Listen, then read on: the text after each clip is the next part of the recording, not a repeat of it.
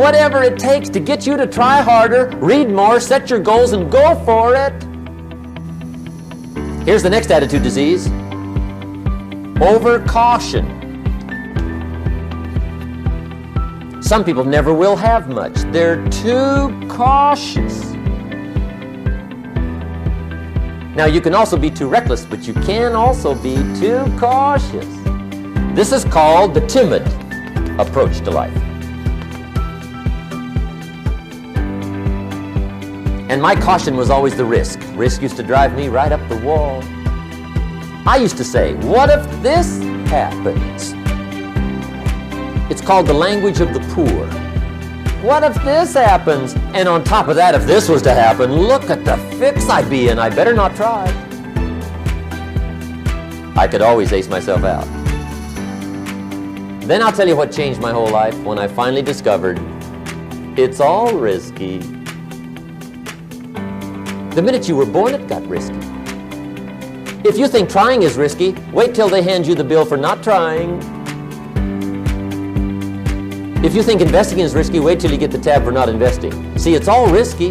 Getting married is risky. Having children is risky. Going into business is risky. Investing your money is risky. It's all risky.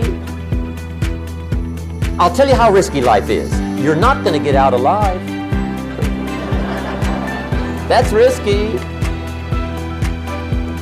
The Englishman says, well, if that's the way it's going to work out, let's give it a go. Right, that's what it's for. Give it a go. Somebody says, yeah, but I'm looking for safety and security. Fine, then huddle in a corner. We'll cover you with a sheet, bring you 3 meals a day.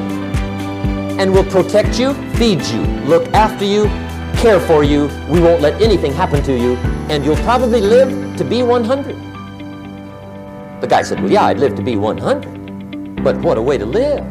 Right. What a way to live, safe and secure. Don't ask for security. Ask for adventure. Better to live 30 years full of adventure than 100 years safe in the corner. And see, it's not important how long you live. What's important is how you live. Here's the next attitude disease. We're almost through with this motley list. In fact, we're almost through. Hang on.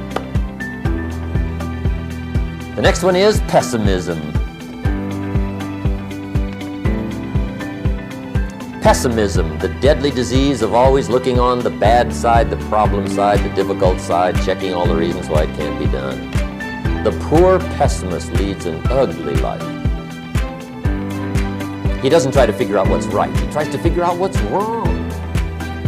He doesn't look for virtue. He looks for faults. And when he finds them, he's delighted. How ugly.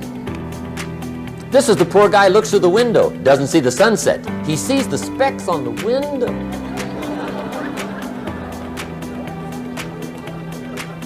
And this is the poor guy, right, who rushes up, takes such leave of his senses. This guy rushes up and he says, I've got 5 good reasons why it won't work.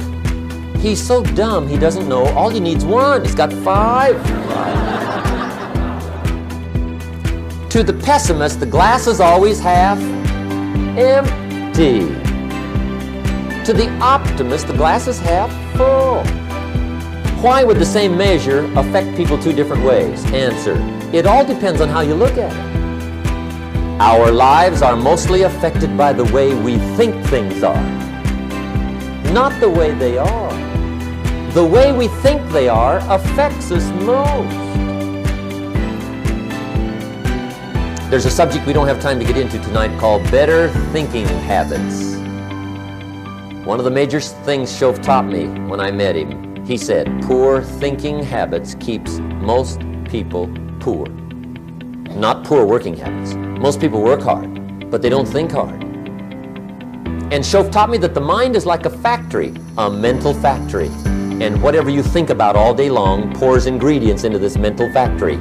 And that's what builds the economic, social, financial fabric of your life. He quoted me a Bible phrase that says, as you think, so you become. How awesome. When he talked about poor thinking habits, he had me. I used to start the day reading the morning newspaper. I mean, you can believe that or not. I'd get a cup of coffee and read the paper. I'd load up on wars and riots and murders and stabbings and killings and bank robberies and muggings and car wrecks and tragedies. I'd even read the back pages. I seem to like that stuff for some weird reason. I'd load up on all that, and then I'd start the day. You can imagine the kind of days I used to have. You walk around on your financial knees. They call you economic peewee.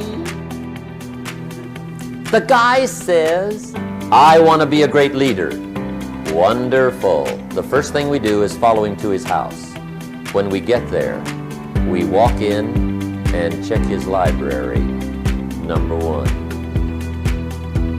Somebody says, well, why check his library?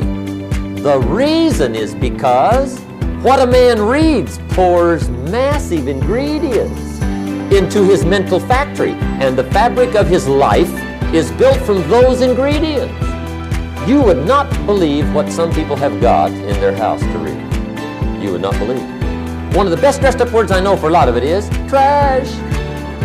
Can you imagine dumping a barrel of trash into this mental factory every day and coming out with a rich, dynamic, positive life? It can't be done. You might as well try making a cake with cement. The kids back in Danbury, Connecticut, high school, they're asking me questions one day. One of them said to me, Mr. Rohn, how do you build the good life? I said, it's simple. It's not easy, but it's simple. Here's how you build anything. Select the right ingredients, keep out the wrong ingredients, and it starts with thought. Everything starts with thought. So you must be wise and careful what you think about, because that starts everything. You got to be wise and careful. I asked the kids, what would happen if somebody dropped sugar in my coffee? They said, well, you'd be okay. I said, what if somebody dropped strychnine in my coffee? They said, well, you'd be dead. I said, correct. Lesson 1.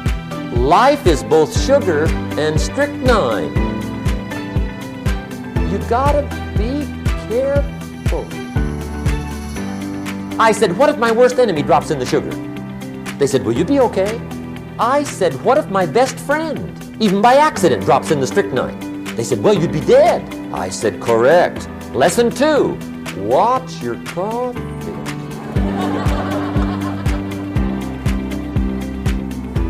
You got to be careful. See, it doesn't matter who hands you the bad stuff. It doesn't matter where you get the bad stuff. It'll still do its damage on your bank account, wherever you get it.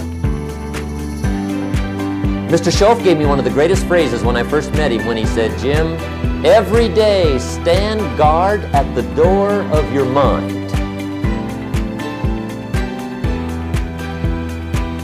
How important. Stand guard at the door of your mind.